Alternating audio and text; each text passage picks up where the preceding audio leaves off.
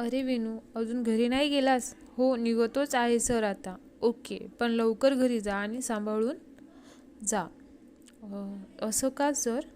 "अं, अरे, बाहेर बघितलंस का? पाऊस सुरू होणार आहे म्हणून बोललो. पाऊस? आत्ता? कुठे हरवलेला असतोस कळत नाही. आज तारीख किती आहे? माहीत नाही वाटते. "अं, नाही सर, खरंच नाही माहीत. अरे माणसा, आज 7 तारीख, 7 जून. आज पावसाची सुरुवात होते, एवढं तरी माहीत आहे ना. त्यावर विनू काही बोललाच नाही. पुढे सर बोलले, चल निघ लवकर, पाऊस बघ किती धरलाय, कधीही सुरुवात होईल, छत्री आहे ना. पण विनू कुठेतरी दुसरीकडेच हरवला होता. सरांच्या ते लक्षात आले. ते मनात बोलले, जाऊ दे, हा काय माझ्याकडे लक्ष देणार नाही, त्यापेक्षा मीच जातो, राहू दे त्याला एकट्याला. आणि त्याचे सर निघून गेले. विनू मात्र तसाच उभा होता. एका थंड हवेच्या झोताने त्याच्या ऑफिसची एक खिडकी उघडली आणि पूर्ण ऑफिसमध्ये छानसा थंडावा आला. तो थंडावा एसीपेक्षाही सुखद होता, कारण त्यात ओलावा होता आणि ओल्या मातीचा सुगंध होता. उघडलेल्या खिडकीजवळ विनू आला. बाहेर बघितलं त्याने. छान पाऊस सुरू झाला होता. काहीजण छत्री नसल्याने आडोशाला उभे होते. काहीजण पहिल्या पावसाचा आनंद घेत होते. एकंदरीत छान वातावरण होते ते. पण विनू कसल्या तरी विचारात होता. आज 7 तारीख, 7 जून आणि उद्या 8 जून. हो, उद्याच तिचा वाढदिवस आहे ना. उद्या ती 27 वर्षाची होईल. काय ना, कशी वर्षे गेली पटापट.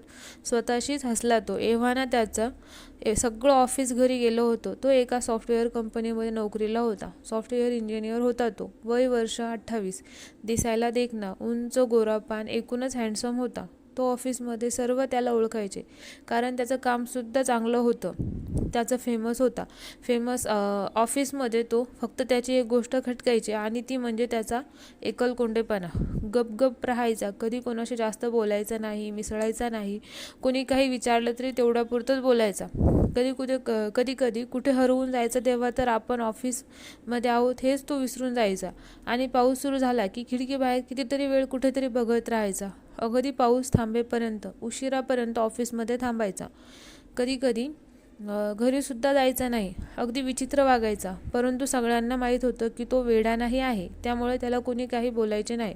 पण विनू असा नव्हता पहिला. संध्याकाळचे 7 वाजले होते. वॉचमॅन ऑफिसमध्ये कोणी आहे का ते बघायला फिरत होता. लाईट्स बंद करत होता. 4थ्या मजल्यावर त्याला विनू दिसला. हे साहेब, आज पण एकटंच राहणार वाटते या, असं बोलून तो खाली निघून आला. इकडे विनूच्या मनात वेगळंच चालू होतं काहीतरी. पहिला पाऊस तिला पण आवडायचा ना. ती पण कुठेतरी भिजत असेल आता. कुठे असेल ती. तिच्या इकडे सुद्धा पाऊस पडत असेल का?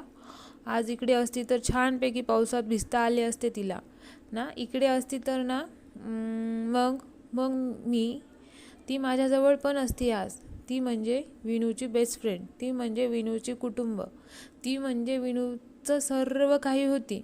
विनू कोल्हापूरवरून मुंबईमध्ये आला होता इंजिनिअरिंग करण्यासाठी एकटाच. कोणी नातेवाईक नव्हते मुंबईमध्ये आणि ती त्याची मुंबईमधली पहिली फ्रेंड होती. ती म्हणजे सुची हे काही तिचं खरं नाव नव्हते, पण कॉलेजमध्ये तिला सगळे सुची असेच म्हणायचे आणि विनयचे विनू हे नामकरण करण्यामागे तिचाच हात होता. तर त्याची ओळख झाली ती कॉलेजमध्ये. पहिल्या वर्षालाच पहिल्यातला विनू म्हणजे डोक्यात सुसाट वारा भरलेला मुलगा. चंचल, बडबड्या, थोडासा मस्तीखोर, पण मनाने मात्र चांगला. सगळ्यांना मदत करायला सतत पुढे धडपड्या होता. अगदी प्रत्येक नवीन गोष्ट आपल्याला आलीच पाहिजे या वृत्तीचा.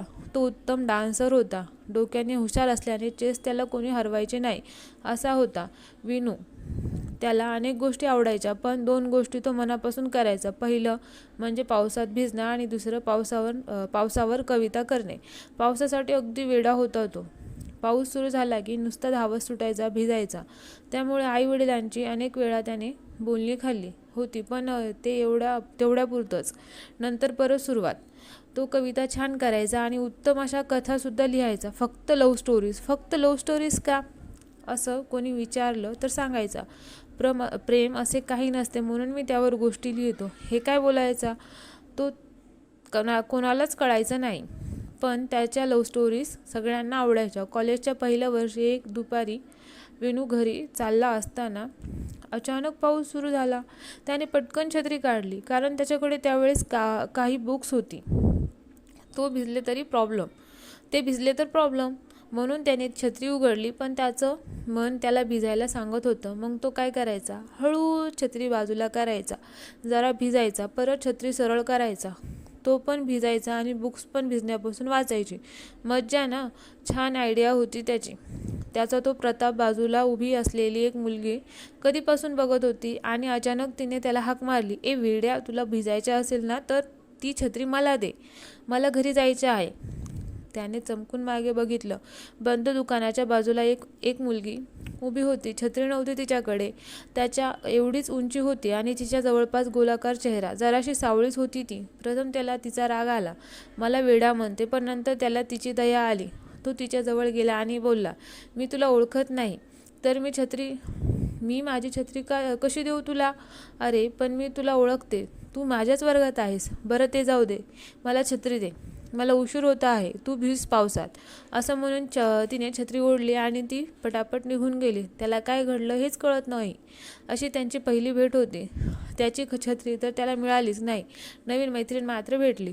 त्यांचे पहिले वर्गात कधी पटले नाही. सारखे भांडत असायचे ते. नंतर हळूहळू दोघांना एकमेकांची सवय होऊ लागली. तो एकटाच आला होता मुंबईला. तिच्यामुळे त्याचा केवढा मोठा ग्रुप तयार झाला होता. विनू तर पहिल्यापासूनच फेमस होता कॉलेजमध्ये. त्याचा लूक सगळ्यांना आवडायचा. त्याच्या कविता, लव्ह स्टोरीज कॉलेजमध्ये खूप फेमस झाल्या होत्या. सगळ्या मुलींना तो आवडायचा. खूप जणींनी तर त्याला प्रपोजसुद्धा केलं होतं. विनूचा प्रेम या गोष्टीवर विश्वास नव्हता. विश्वास होता तो फ्रेंडशिपवर आणि सूचीवर. पण तिच्या मनात काही वेगळंच होतं. सुरुवातीला जरी त्यांचे पटत नसले तरीही नंतर तिला विनू आवडायला लागला होता. त्याच्या वाचून तिचा काही करमायचेच नाही. तिला सारखं विनूजवळ असावा असं वाटायचं.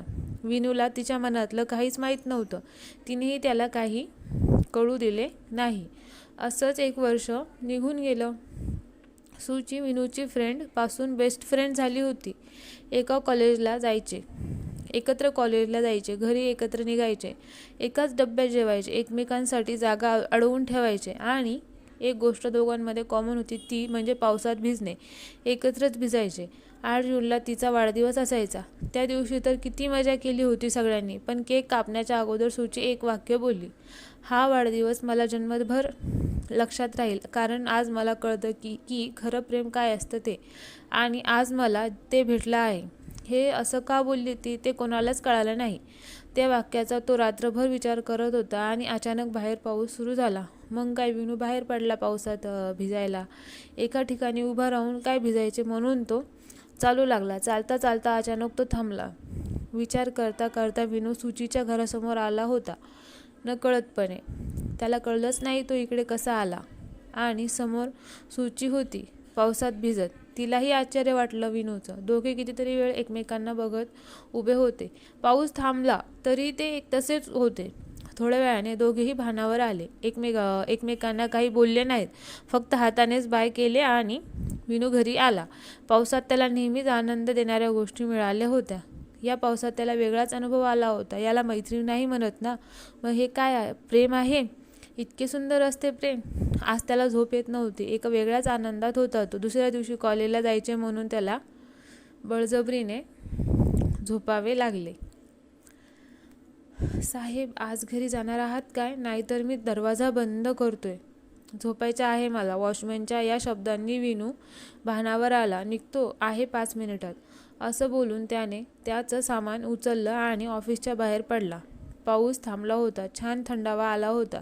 विनूचं मनही शांत झालं होतं. विनू घरी आला आणि सामान ठेवून त्याच्या बाल्कनीमध्ये येऊन उभा राहिला. पावसाने पुन्हा सुरुवात केली होती. त्या दिवशी पण असाच पाऊस होता ना, ज्या दिवशी सूची मला पहिल्यांदा भेटली होती.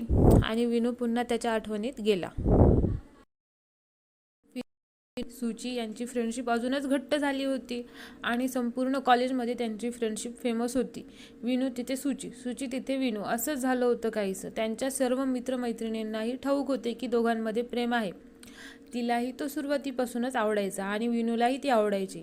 मनापासून. फक्त कोणी पुढाकार घेऊन मनातली गोष्ट सांगत नव्हतं. विनूला मित्राने खूप समजावलं की तू पुढे होऊन तिला प्रपोज कर, पण त्याला ते कधीच जमलंच नाही. दिवस असेच आनंदात मजेत जात होते. दोघे मनाने आणखीनच जवळ आले होते आणि कोणीच पुढे जात नव्हते. आता त्यालाही कळून चुकले होते की खूप उशीर करून फायदा नाही. आपणच तिला विचारलं पाहिजे. त्याने मनाची तयारी केली. फक्त दिवस कोणता तो ठरत नव्हता. तिचा पुढचा वाढदिवस सुद्धा जवळ आला होता. विनूने ठरवलं की 8 जून हाच दिवस आहे. याच दिवशी त्याला प्रेमाची सावली मिळाली होती. 8 जूनलाच तिला सर्वांसमोर प्रपोज करायचं. तिच्या वाढदिवसाची संपूर्ण तयारी झाली होती. 7 जून हा दिवस जात नव्हता. कसा बसा गेला दिवस. त्या दिवशी ती लवकरच गेली कॉलेजमधून. उद्याची तयारी करायची आहे असे म्हणून ती गेली. त्याच्या मनात तर खूप आनंद झाला होता. कधीच सांगतो आहे मनातलं असं त्याला झालं होतं. 8 जून सकाळीच त्याला जाग आली. आज त्याच्यासाठी मोठा दिवस होता. इनफॅक्ट तो झोपलाच नव्हता. रात्रभर सगळा प्लॅन ठरला होता. सकाळी वर्गात वाढदिवस करायचा, मग कॉलेज सुटल्यावर फिरायला आणि संध्याकाळी पार्टीत तिला प्रपोज करायचं. अगदी परफेक्ट प्लॅन होता. लवकर उठल्याने तयारीसुद्धा लवकर केली त्याने. छानसा शर्ट कडक इस्त्री केलेला आणि निघाला कॉलेजसाठी बाहेर आल्या त्याचं लक्ष आभाळाकडे गेलं. आज काय पाऊस पडणार वाटते असे विनू मनात बोलून भिजू नये म्हणून झपझप पावलं टाकत कॉलेजमध्ये आला. ग्रुप तर अगोदरच आला होता. फक्त सूची आली की पार्टी सुरू. आज मुद्दाम उशिरा येणार वाटतेही. कोणीतरी बोललं तसे सगळे हसले. रोज 7 वाजता येणारी आज 8 वाजले तरी कुठेच दिसत नव्हते. 8चे 9, 9चे 10, 10चे 12 वाजले तरी ती आलीच नाही. त्यावेळी मोबाईल एवढे कोणी वापरायचे नाही आणि तिच्या घरी फोनही नव्हता. शेवटी कंटाळून एक जण निघाले. संध्याकाळी भेटूया नक्की. मोठी पार्टी करूया. मी घेऊन येतो तिला असे विनूने सगळ्यांना सांगितले आणि सर्व ग्रुप आपल्या घरी निघून गेला. विनू अजूनही थांबला होता. त्याने वर आभाळाला पाहिले. अजूनही सकाळचाच पाऊस धरलेला होता. आज खरंच काहीतरी बिनसलं असणार दोघांचं, पावसाचं आणि सूचीचं सुद्धा. तोही घरी निघून आला. नाही आली ती. सगळा मूड ऑफ केला. आता भेटू दे संध्याकाळी, भांडणच करतो. संध्याकाळ झाली तरी ती तिच्या घरी आली नाही. आता खरोखरच विनूला सूचीचा राग आला होता. तो तसाच तिच्या घरी गेला. तर दरवाजाला कुलूप. ते बघून तर तो तसाच घरी आला. एकटीच गेली फिरायला फॅमिलीबरोबर. आणि मी कोणीच नाही का? उद्या येऊ दे, बोलणारच नाही. डोक्यात राग घालून तो झोपून गेला. दुसऱ्या दिवशी ती आली नाही. त्याचा राग काही गेला नव्हता. असे 5 दिवस गेले. ती आलीच नाही कॉलेजला. आता त्याला तिची काळजी वाटू लागली. बरं नाही वाटत तिला. कॉलेज सुटल्यावर तो तिच्या घरी गेला तर कुलूप तसंच होतं. बहुतेक डॉक्टरकडे गेली असेल असा विचार करून तो परतला. आणखी 4 दिवस गेले. ती काही कॉलेजला आली नाही की त्या दारावरचं कुलूप उघडलं नाही. विनू तर अगदी वेडा झाला होता. सगळीकडे त्याने विचारलं. शेजारी तिच्या मैत्रिणींना, तिच्या नातेवाईकांना कोणालाच माहीत नव्हतं. एकाकी गायब झाली होती ती. बघता बघता 1 महिना झाला परंतु ती काही आली नाही. विनू तर जवळजवळ वेडाच झाला होता. ना जेवणात लक्ष ना अभ्यासात. अगदी कोमेजून गेला होता तो. नेहमी हसरा धडपड्या विनू आता एकटा राहत होता. कोणीतरी सांगितलं की ती तिच्या गावी गेली असावी. तसा तोही तिच्या गावी जाऊन आला. ती तिकडे गेलीच नव्हती. आता परीक्षा जवळ आल्या होत्या आणि शिक्षकांना विनूचं असं वागणं बघवत नव्हतं. त्यांनी त्याच्या आईवडिलांना मुंबईला बोलावून घेतले. त्यांना सुद्धा विनूला बघून धक्काच बसला. थोडे दिवस त्यांनी विनूजवळ राहण्याचा निर्णय घेतला. त्यांनी विनूचं मन पुन्हा वळवलं. विनू परत माणसात परतला. तिची आठवण त्याला सोडवत नव्हती. असेच महिने गेले. वर्षही उलटलं. पुन्हा 8 जून सूचीचा वाढदिवस. त्या दिवशी सुद्धा आभाळ भरलेलं होतं आणि लवकरच पावसाला सुरुवात झाली. आज तरी सूची येणार. त्याला आठवलं तिला पण पावसात भिजायला आवडायचं. मग तोही गेला पावसात भिजायला. कदाचित ती सुद्धा येईल भिजायला. पाऊस आला तसा गेला. ती काही आली नाही. मग ही त्याची सवयच होऊन गेली. पाऊस पडायला लागला की विनू भिजायला जायचा, जेणेकरून त्याला सोडून गेलेली सूची पुन्हा त्याला भेटायला येईल पावसात. आज 6 वर्ष झाली. सूची कुठे असेल काय माहीत. विनू विचार करत उभा होता बाल्कनीमध्ये. 6 वर्ष ती कुठे गायब झाली. अचानक विनू त्या धक्क्यातून बाहेर आला होता, पण तो तिला विसरला नव्हता कुठूनही. तिची बातमी आली की तो तिथे जायचं. अगदी लगेच गेल्या 6 वर्षात अर्धे भारत भ्रमण केले होते त्याने. मनापासून प्रेम केलं होतं त्याने. तिला शोधण्यातच त्याने इतका वेळ घालवला होता. त्यात त्याचं कविता लिहिणं, लव्ह स्टोरी करणे कधीच मागे पडलं होतं. फक्त सुचीला शोधायचं हेच त्याला माहीत होतं. रात्रीचे 12 वाजत होते. विनूला काही झोप येत नव्हती. पाऊस तसाच पडत होता. त्याला एकदम आठवलं, पहिली भेट पावसात झाली होती, मैत्री पावसात झाली होती, प्रेम कळलं तेव्हाही पाऊस होता, आणि ती गेली तेव्हासुद्धा पाऊसच होता. डायरेक्टली आपण पावसालाच जबाबदार धरत आहोत या सगळ्यांसाठी. तरीही पाऊसच का आवडतो मला, या गोष्टीवर त्याला हसायला आलं. तो तसाच उभा होता पावसाला बघत. इतक्यात फोन वाजला. तसा विनू वर्तमान काळात परतला. त्याच्या मित्राचा फोन होता पुण्यावरून. तो पुण्याला जॉबला होता. एवढ्या रात्री काय काम असेल याचं? Hello hello Vinu. अरे विन्या, जागा आहेस का? हो रे. काय झालं? अरे एक गोष्ट सांगायची आहे. सांग ना. तुझा आवाज बरोबर नाही येत आहे. ऐक जरा, नाहीतर फोन बंद होईल. हा सांग. मला पुण्यात आपली सूची भेटली होती रे. काय? आणि फोन कट झाला. सूची भेटलेली पुण्याला. थोडा वेळ विनू तसाच उभा होता, गोंधळलेला. विनू काहीच कळलं नाही त्याला. अचानक एक वीज कडाडली. तसा विनू दचकला. बापरे, किती मोठ्याने वीज कडाडली. पडली असेल कुठेतरी. नक्कीच. विनू भानावर आला. आपण फोन घेऊन कशाला उभे आहोत? खरंच फोन आलेला की मी भास झाला? काहीच समजत नव्हतं. अशातच 10 मिनिट गेली. फोन काही वाजला नाही. आपल्याला भासच झाला असणार असं बोलून तो पुन्हा बाल्कनीत आला. थोड्या वेळाने पुन्हा फोन वाजला. हॅलो. अरे आहेस का विनू? हो हो आहे. बोल बोल. मला वाटलं भास झाला मला. काय? अरे माझ्या फोनचा प्रॉब्लेम आहे रे, म्हणून कट झाला. अरे तू काहीतरी सांगत होतास ना? अरे आपली सूची भेटली होती पुण्याला.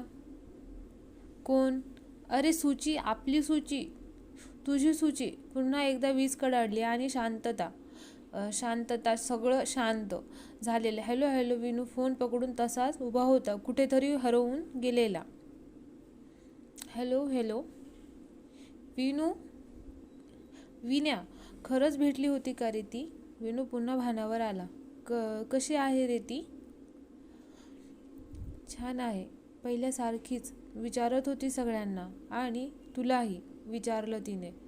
विनू कसा आहे म्हणून. टचकन पाणी आलं त्याच्या डोळ्यात. अजूनही लक्षात आहे मी तिच्या. विनू मनातल्या मनात बोलला. जास्त काही बोललो नाही, घाईत होती मी. तुझा फोन नंबर दिला आहे, करेल बोलली फोन तुला. आणि फोन पुन्हा कट झाला. सूची भेटली होती माझी सूची? विनूला विश्वासच बसत नव्हता. पण सूची कधी फोन करणार हे तो बोललाच नाही. मग विनू त्याला फोन करायला लागला. त्याचा फोन तर बंदच होता. खूप वेळा ट्राय केला पण व्यर्थ. थोड्या वेळाने विनू शांत बसला. रात्रीचे 12:30 वाजले होते. इतक्यात फोन वाजला. बरं झाले याने कॉल केला परत. पण अनोळखी नंबर होता. Hello hello. अरे बोल ना.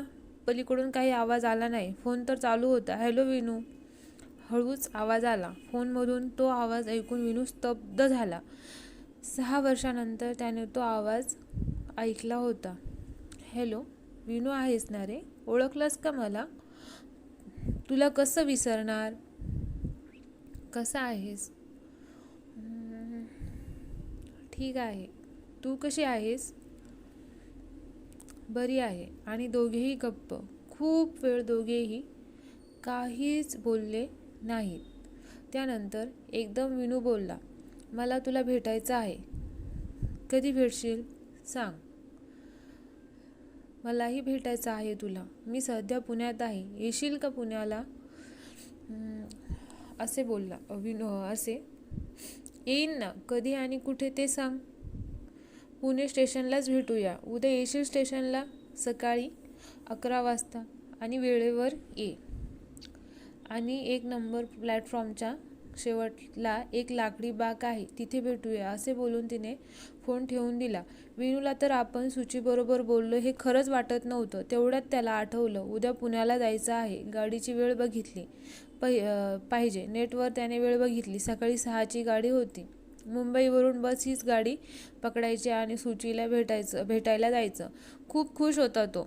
कुठला तरी मोठा खजिनाच हाती लागला होता जणू काही, असं त्याला वाटले. उद्या सकाळी 6 वाजता जायचे होते, पण त्याला झोप येईल तर शपथ, सुचीला भेटणार या आनंदात त्याला झोपच लागत नव्हती. झोप येत नाही म्हणून त्याने त्याची जुनी बॅग उघडली. त्यात सर्व जुन्या गोष्टी होत्या. त्यात आठवणीच, त्याच्या कॉलेजच्या वस्तू, सुचीने दिलेल्या. तो त्या बघत बसला. त्याची जुनी डायरीसुद्धा होती. त्यात तो दिवसाच्या महत्त्वाच्या गोष्टी लिहून ठेवायचा. डायरी उघडून वाचू लागला तो. खूप काही गोष्टी होत्या त्यात. मोगऱ्याचं एक सुकलेलं फुलही होतं त्यात. सुचीला मोगरा खूप आवडायचा ना. एकदा तिच्या डोक्यातील फूल विनूने गुपचूप काढून त्याच्या डायरीत ठेवलं होतं. तिला तर ते कळलंच नव्हतं. किती मजा करायचो आम्ही कॉलेजमध्ये. विनू रमून गेला होता आठवणीत. एका पानाने सुचीने गाणं लिहून ठेवलं होतं. किती छान अक्षर होतं तिचं. गाण्यावरून त्याला आठवलं, त्याचा ग्रुप सर्वात आधी वर्गात येऊन बसायचा अगदी 1 तास अगोदर. मग यांची गाणी सुरू व्हायची. ग्रुपने प्रत्येकाला एक गाणं ठरवलं होतं. मग तो किंवा ती उशिरा आली की ते गाणं सगळा ग्रुप म्हणायचे. तसं विनू आणि सुचीला सुद्धा गाणं ठरलं होतं, पण ती दोघं एकमेकांसाठी गाणी म्हणायचे. तुम आए तो आया मुझे याद, गली में आज चांद निकला, हे गाणं विनू म्हणायचा सुचीसाठी. आणि ये लडका है दीवाना दीवाना गाणं विनूसाठी निवडलं होतं. सुचीला ते गाणं आवडायचं. त्यालाही त्याचीपेक्षा ते गाणं विनू तिच्यासाठी म्हणतो आहे हे जास्त आवडायचे. म्हणून कधी कधी ती मुद्दाम उशिरा यायची वर्गात. अर्थात विनूलाही ते माहीत होतं. इनफॅक्ट सगळ्या ग्रुपला माहीत होतं. विनूला हसायला आलं. किती दिवसानंतर तो हसला होता मनापासून. पुढे पान पलटलं, उलटच गेला तर त्याला एक फोटो सापडला. Group photo. केवढा ग्रुप होता त्यांचा, 40 जणांचा आणि 39 जणांचा. एक जण नंतर सोडून गेलेला, तो सुद्धा त्याला आठवला. जगदीश नाव होतं त्याचं. हो, आम्ही सगळे त्याला जग्गू म्हणायचो. तसा तो चांगला होता, पण त्याला एक वाईट सवय होती, कोणाचीही मस्करी करायचा तो. त्याला विनूने खूप वेळा समजावलं होतं. तो काही ऐकला नाही. त्यानं एकदा सुचीची मस्करी केली. ते काही विनूला आवडलं नव्हतं, परंतु मित्र असल्याने तो काही बोलला नव्हता. पुन्हा एकदा त्याने सुचीची मस्करी केली तेव्हा विनूला राग आला. रागाच्या भरातच तो जगदीशला बोलला, उद्यापासून तू आमच्यात राहणार नाहीस, समजलं? अरे, एका मुलीवरून तू मला ग्रुप बाहेर काढतोयस? काय मोठी शहाणी लागून गेली वाटते ती, असं तो बोलला. आणि खाड कसली थोबाडात मारली विनूने त्याच्या. इतका जोर होता त्यात की त्याचा ओठ फुटून रक्त आलं. एक दातही पडला. विनूचा तो पवित्र बघून जगदीश पळून गेला. तो नंतर काही त्याच्यासमोर कधीच आला नाही. विनूच्या अंगात किती ताकद आहे हे सगळ्यांना पाहिलं. सुचीने सुद्धा. हा आपल्यासाठी काहीही करू शकते हे तिला कळलं, पण तिला हे बरोबर नाही असं वाटलं. तिने विनूला शपथ घेण्यास सांगितली, आजपासून मी कोणावर हात उगारणार नाही, कोणावर रागावणार नाही, राग मनातल्या मनात ठेवीन, कोणालाही त्याबद्दल सांगणार नाही, असे मोठे वचन विनूने सुचीला दिले. आणि अजूनही तो ते वचन पाळत होता. आठवणीतून बाहेर आल्यावर विनूला कळलं की सकाळचे 5 वाजले आहेत. झोपलाच नाही तो. गेली 6 वर्ष विनू शांत असा कधी झोपलाच नव्हता. रात्री अधूनमधून त्याला जाग यायची. मग तसाच तो विचार करत राहायचा. त्याने पटापट तयारी केली आणि 6ची गाडी पकडली. गाडीसुद्धा वेळेवर निघाली. त्यात त्याला आठवलं, आपण काही गिफ्ट नाही घेतलं सुचीसाठी. तरीही तिला कुठे गिफ्ट आवडायची. मुंबईवरून गाडी निघाली तेव्हा आभाळ मोकळेच होते. जेव्हा गाडी पुण्याला पोहोचत होती तेव्हा मात्र आभाळ जरा काळवंडलेलं होतं. विनूला जरा भीतीच वाटली. पुन्हा पाऊस? आज तरी नको यायला हवं तू. विनू वेळेच्या आधीच पोहोचला, ठरल्या जागी. अरे, आपण तिचा मोबाईल नंबर घ्यायला पाहिजे होता. तिला फोन लावला असता. आता 10:30 वाजत होते सकाळचे. पाऊस धरलेला. सुट्टीचा दिवस असल्याने स्टेशनवर सुद्धा गर्दी नव्हती. मग विनू आजूबाजूचा निहाळत बसला. अगदी प्लॅटफॉर्म संपतो तिकडचा भाग, तिथे फारसं कोणी नसायचं. तरीही जागा स्वच्छ होती. पावसाळा सुरू झालेलाच होता, त्यामुळे सगळीकडे रानटी झाड उगवली होती आणि त्यावर रानटी फुलं. नाव नव्हतं त्यांना. निव्वळ रानटी फुलं वाऱ्याने डोलत होती. वर आभाळ काळवंडलेला. सकाळपासूनच थंड बोचरा वारा. आसपास कोणीच नाही. मन अस्वस्थ करणारं वातावरण. अगदी 11 वाजत आले होते. सुची कधी येईल आता? भयान शांतता पसरली होती सगळीकडे. त्यातच विनूच्या कानावर एक गाणं आलं कुठेतरी. एका चहाच्या डबऱ्याच्या रेडिओवर गाणं लागलं असावं बहुतेक. जब वी वेट सिनेमातला. आओगे जब तुम ओ साजना. अंगना फूल खिलेंगे, बरसेगा सावन, बरसेगा सावन, झूम झूम के दो दिल ऐसे मिलेंगे. किती छान गाणं होतं ते. पावसाला सुद्धा सुरुवात झालेली आणि दुरून त्याला कोणीतरी येताना दिसलं. सुचीच होती ती, अगदी त्या गाण्याप्रमाणेच होते सगळं. तिथे ती आली तेव्हा फुल उमलली होती. पाऊस पडत होता आणि विनूच्या डोळ्यात पाणी दाटलं होतं. 6 वर्ष त्यांनी वाट पाहिली होती. तिची कसा जगला होता तो त्या काळात हे कोणाला समजणार नव्हतं. सुची आली त्याच्या समोर, काय बोलावे त्याला कळतच नव्हतं. अगदी तशीच होती ती अजून, जशी कॉलेजमध्ये असायची, पण चेहऱ्यावरचं तेज कुठेतरी हरवलं होतं तिच्या. तिनेच विनूला बस असं सांगितलं. तसे दोघेही बसले. पुन्हा शांतता. विनू तुझ्याकडे कधीचा बघत बसला होता. सुची मात्र पावसाकडे बघत होती. खूप आवडायचा तिला पाऊस. अजूनही भिजतोस का रे पावसात? सुचीचा पहिला प्रश्न विनूसाठी. तसा विनू जागा झाला. त्या प्रश्नावर त्याला हसायला आलं, पण त्याने ते दाखवलं नाही. हो, कधीच. कामातून वेळ मिळत नाही आत्ता. खोटंच बोलला तो. नेहमी पावसात भिजायचा तो तिच्यासाठी. कविता, लव्ह स्टोरी लिहितोस का अजून? नाही ग, वेळच नसतो हल्ली. कधीच सोडून दिलं लेखन. पुन्हा शांतता. आता दोघेही पावसाला पाहत बसले होते. तुला एक विचारू का? विनूने प्रश्न केला. तिने मानेनेच नकार दिला. मला माहीत आहे तू काय विचारणार आहेस ते. मग सांग, मला का सोडून गेलीस आम्हाला एकट्याला टाकून? ती काहीच बोलली नाही. तुला माझी शपथ आहे, सांग, मला का सोडून गेलीस? नाही सांगू शकत. मला कळालं आता. तेव्हाही मी तुझा कोणी नव्हता आणि आजही नाही आहे, असं म्हणून तो निघून जाऊ लागला. तसं सुचीने हात पकडून त्याला थांबवलं. बस, सांगते. मला तुला ते सांगायचे नव्हते, तरीही सांग मला काय झाले ते. बरं ऐक. 7 जूनला रात्री खरेदी करून मी घरी येत होते. नेहमीचा रस्ता असल्याने एकटीच होते मी. अचानक 3-4 जणांचा घोळका माझ्यासमोर आला. दारूंच्या नशेत होते सगळे. मी बाजूला जाण्याचा प्रयत्न केला, पण त्यांनी मला जाऊ दिले नाही. एकटीच होते ना तिथे. त्यांचा प्रतिकार केला मी. काहीही फायदा झाला नाही. खूप ओरडले, त्यांना मारलं मी. काहीच जमलं नाही मला. त्यांची विनवणी केली मी. नाही ऐकलं माझं त्यांनी. काहीच नाही राहिलं माझ्याकडे रे. सगळं लुटून नेलं त्यांनी माझं. दागिने, पैसे आणि माझे अब्रू. विनू स्तब्ध होऊन ऐकत होता. त्यांचं मन भरून आलं होतं. सुची मात्र निर्विकारपणे सांगत होती. तशीच मी घरी आले, धडपडत, जखमी. घरी आई वडील चिंतेत. त्यांनीही कळलं माझी अवस्था. तसंच मला हॉस्पिटलमध्ये ॲडमिट केलं. पोलिसांत तक्रार केली तर पोलिसांनी त्याचा पुरावा मागितला. काय करणार होते मी? लाज वाटत होती मला. सगळ्यांसमोर यायची लाज वाटत होती. घराबाहेर यायची. माझ्या आईवडिलांना सुद्धा. त्यांनीच निर्णय घेतला मुंबई सोडून जाण्याचा. रात्रीच्या रात्री सगळे गेलो साताऱ्याला. 7 जूनच्या रात्री, 10 जूनच्या रात्री एवढं सगळं झालं आणि तुला एकदाही मला सांगावंसं वाटलं नाही? तुझ्या समोर यायची हिंमत झाली नाही माझी. एवढाही विश्वास नव्हता माझ्यावर. हेच ओळखलंस का मला? पुन्हा एकदा शांतता. पाऊस आता मुसळधार कोसळू लागला होता. सुची तशीच पावसाकडे पाहत बसली होती. कोणतेच भाव तिच्या चेहऱ्यावर नव्हते. नेहमी हसत असणारी आज कोमललेल्या फुलासारखी दिसत होती. लग्न करशील माझ्याशी? विनूने सुचीला विचारलं. तेव्हाही सुचीने मानेनेच नाही म्हटलं. माझं लग्न ठरलं आहे. लग्नासाठीच मी पुण्याला आली आहे. आणि एकदम वीज चमकून गेली. विनूला काय बोलावं तेच कळत नव्हतं. साताऱ्याला गेल्यावर सगळं नव्याने सुरू करावं लागलं. त्यातच बाबांना पॅरालिसिसचा झटका आला. अर्ध शरीर लुळं पडलं. मग माझ्याकडे जॉब करण्यावाचून पर्याय नव्हता. तिकडे एका कॉल सेंटरमध्ये जॉबला लागली. त्या पगारात बाबांची औषधं, घरचा खर्च कसाबसा भागायचा. माझी परिस्थिती माझ्या बॉसला कळली. त्याला माझी दया आली. त्याने मला खूप मदत केली. बाबांची औषधं, त्यांचे ऑपरेशन्स सगळं त्याच्यामुळे शक्य झालं. घरची परिस्थितीसुद्धा सुधारली. आणि 3 महिन्यांपूर्वी त्याने मला लग्नासाठी विचारलं. तुझ्या एवढाच आहे तो. जवळपास तुझ्यासारखाच.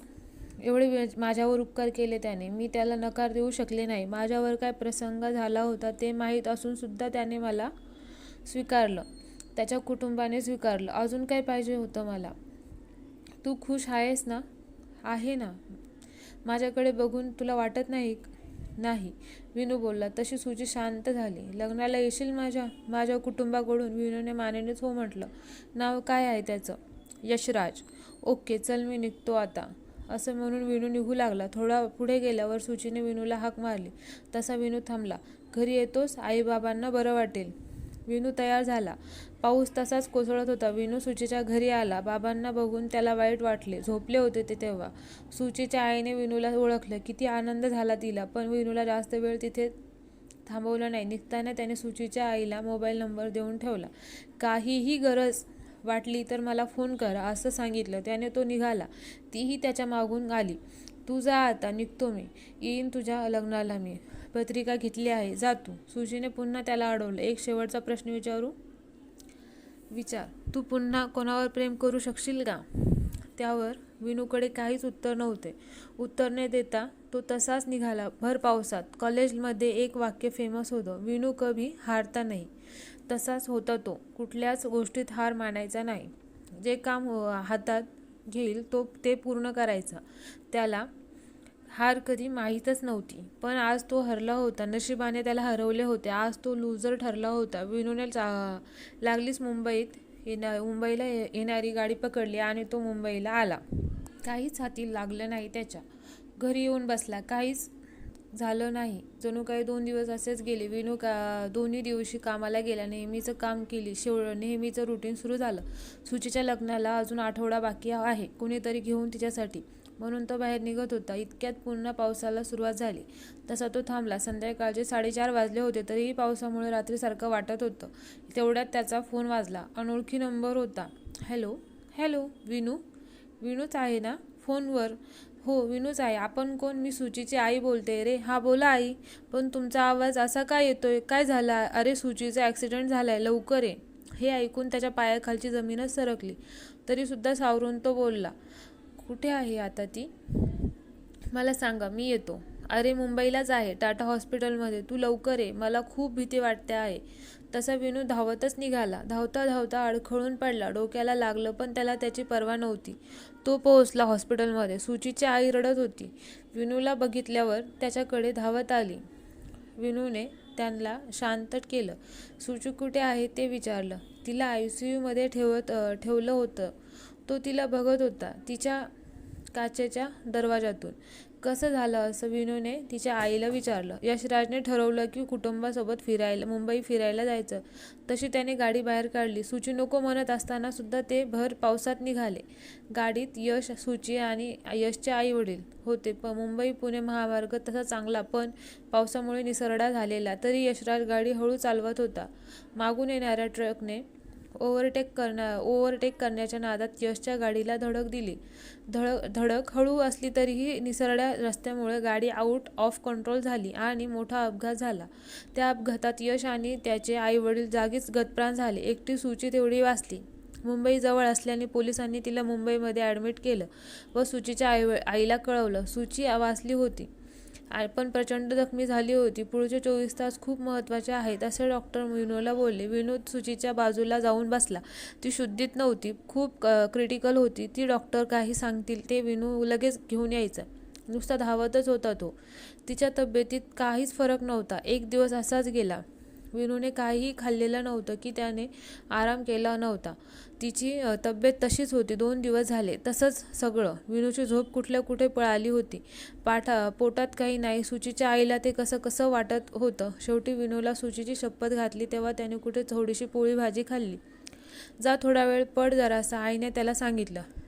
गेले 48 तास तो झोपलाच नव्हता. बाजूलाच एका बेंचवर झोपणार इतक्या डॉक्टरांनी त्याला बोलावून घेतले. तुझं नाव घेत आहे ती, जा तिच्याजवळ. विनूला जणू काही कळून चुकलं. तो त्यावेळेला एक खिडकी समोर उभा होता. बाहेर पाहिलं त्याने. पावसाने पुन्हा मुसळधार सुरुवात केलेली. यावेळी तरी माझ्यापासून दूर नको नेऊस तिला, विनूने पावसाला सांगितले. तिकडे सुचीची आई रडत होती. डॉक्टरीने नातेवाईकांना बोलावयास सांगितले. विनू तिच्याजवळ जाऊन बसला. सुचीने त्याला ओळखलं होतं. किती छान हसली ती आज, अगदी मोगऱ्याच्या फुलाप्रमाणे. विनूने तिचे डोकं त्याच्या मांडीवर घेतलं. सुचीलाही ते बरं वाटलं. तिला काहीतरी बोलायचं होते. तसा विनूने कान जवळ घेतला. पुढच्या वेळी नक्की भेटू असे ती बोलली. विनूनेही नक्की म्हटलं. अलगद तिने डोळे मिटले. कायमचे. पाऊसही थांबला होता. यावेळीही त्याने डाव साधला होता. यावेळी सुचीला तो बरोबर घेऊन गेला होता, पण यावेळी कायमचाच. विनू बाहेर आला. डॉक्टरांनी तिला चेक केला. ती केव्हाच सोडून गेलेली. तिचे नातेवाईक येणार होते. विनूने तिच्या आईला निघतो मी असं सांगितलं आणि तो निघून आला. पाऊस आता पूर्णपणे थांबला होता. विनू घरी आला. 48 तासांपेक्षा जास्त वेळ झाला होता. विनू झोपला नव्हता. तो घरी आला तेव्हा संध्याकाळचे 5 वाजले होते. तसाच तो बेडवर जाऊन पडला. पडल्या पडल्या झोप लागली त्याला, शांत झोप. 6 वर्षांनी तो आज शांत झोपलेला होता. शांत, अगदी शांत. कसल्याशा आवाजाने त्याला जाग आली. तेव्हा रात्रीचे 9 वाजले होते. अगदी शांत वाटत होतं त्याला. नुकताच पाऊस पडून गेलेला. छान थंडावा आला होता बाहेर. विनूचे मनही शांत झालं होतं. अगदी गेली 6 वर्षे एक वादळ त्याच्या मनात घोंगावत होतं. ते आज शांत झालं होतं, शमलं होतं. आज एकदम फ्रेश वाटत होतं त्याला. एक कप चहा घ्यावासा वाटला त्याला. तसं गॅसवर त्याने चहा करत ठेवला. अचानक त्याला काही लिहावंसं वाटलं. इतक्या वर्षात पहिल्यांदा विनूने त्याची जुनी वही काढली. त्यात तो त्याच्या कविता, लव्ह स्टोरी लिहायचा. टेबलावर बसला लिहायला. त्याला एक नवीन स्टोरी मिळाली होती. त्याची लव्ह स्टोरी. त्याने लिहिलेल्या प्रत्येक लव्ह स्टोरी शेवटी पूर्ण व्हायच्या. एक त्याचीच लव्ह स्टोरी अर्धवट राहिली होती. त्याने शीर्षक लिहिलं, द ओरिजिनल लव्ह स्टोरी. पुढे काय लिहिणार? इतक्या जोरदार विजेचा आवाज आला आणि पावसाला सुरुवात झाली. सवयीप्रमाणे विनूचे मन त्याला पुन्हा पावसात घेऊन गेलं. इतक्या वर्षांची सवय थोडीच जाणार होती. तसाच तो उठून बाहेर आला. पावसात गॅसवरचा चहा निवांतपणे उकळत होता. त्याची लव्ह स्टोरी त्या नावावरच लिहायची थांबली होती. पंखा उगाचच गरगर फिरत होता. आणि विनू कुठे होता? तो तर कधीच बाहेर पडला होता पावसात भिजायला. पुन्हा एकदा सुचीला शोधायला. ती तर केव्हाच निघून गेलेली. पण त्याचं मन मात्र तयार होत नव्हतं. म्हणून तो पावसात भिजत होता, कोणाच्या तरी वाट बघत. कदाचित यंदाच्या पावसाळ्यात तरी कधीतरी भेटेल ती मला. कदाचित. माझी सुची. धन्यवाद.